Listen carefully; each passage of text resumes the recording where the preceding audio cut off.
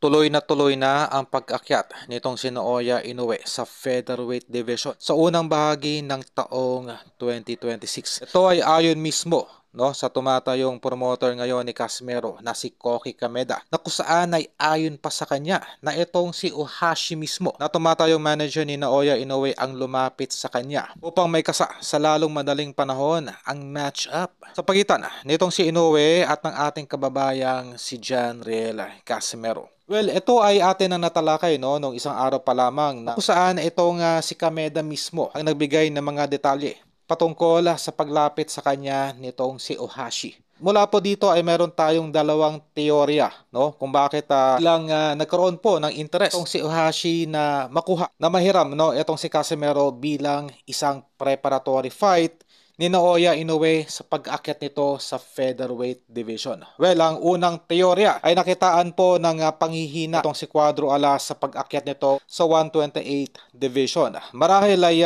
confident itong si Ohashi na madali pong matatalo ng kanyang alagang si Inoue ang ating kababayan. Well, yan po ay subjective, Alam naman natin na wala pong training, halos itong si Cuadro Alas nung nilabanan nito si Kyunosuke Kameda, okay? Kulang po talaga sa preparasyon.